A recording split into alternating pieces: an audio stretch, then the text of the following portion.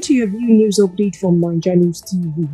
Wife of ex-Deputy Senate President Beatrice Ekweremadu returns to Nigeria after UK prison sentence. Tanker explosion in Ibadan claims driver's life, injures one. Nigerian troop neutralized 24 bandits, including top commanders in Sokoto. Now the news in detail. The wife of former Deputy Senate President Ekweremadu, Beatrice Ekweremadu, has returned to Nigeria following her imprisonment in the United Kingdom for organ harvesting. A reliable source confirmed to Daily Post on Wednesday that Mrs. Ekweremadu arrived in Nigeria on Tuesday. Ekweremadu, along with her husband Senator Ekweremadu and their associate Dr. Obinna Obieta, were convicted by a UK court for conspiring to bring a young Nigerian to UK to harvest his kidney for their ill daughter. In May 2023, the UK court sentenced Ekweremadu to 10 years and 8 months in prison, while Beatrice Ekweremadu received a 6-year sentence. Dr. Obita was sentenced to 10 years imprisonment.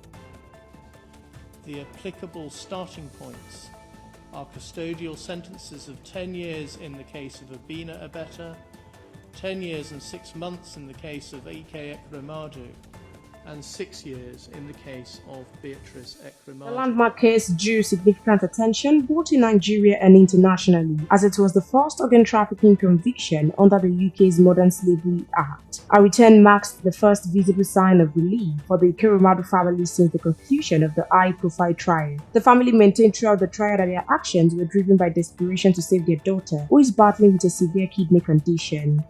In other news, a tanker carrying premium motor spirit (PMS) exploded in Ibadan, killing its driver and injuring one other person. The general manager of the Oyo State Fire Services Agency, Yemi Akinyinka, confirmed the tragic incident in a statement on Wednesday. According to Akinyinka, the explosion occurred after the tanker lost control and collided with 2 other trucks. The impact caused the tanker to somersault into a nearby pit, leading to a massive fire. He said the incident happened around Fijabi House Agbowo Ojo Iwo Road Expressway. The agency received a distress call about the fire incident at exactly 2:45 a.m. through a telephone call. The service swiftly deployed personnel to the scene and curtailed the fire from spreading into the nearby residential area. The driver was burned to death while the motorboy was rescued alive and taken to the University College Hospital, UCH, Ibadan for treatment. Akinyinka stressed that the tanker was utterly destroyed by the fire.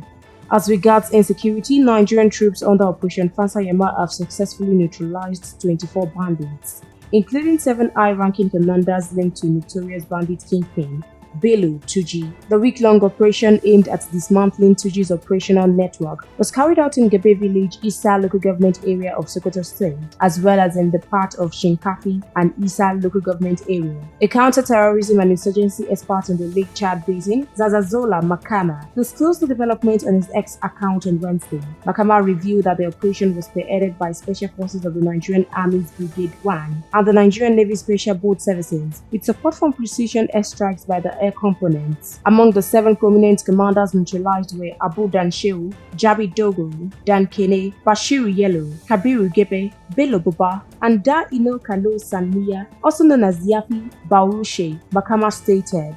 The offensive involved a series of ground engagements, including ambushes, search and destroy missions, and airstrike guided by intelligence. Security forces targeted bandit hideouts and camps, notorious for their role in criminal activities, focusing on disrupting Tuji's logistics and operational flow. And that ends the news tonight. Please stay tuned to NaijaNews TV for more news updates and exclusive videos.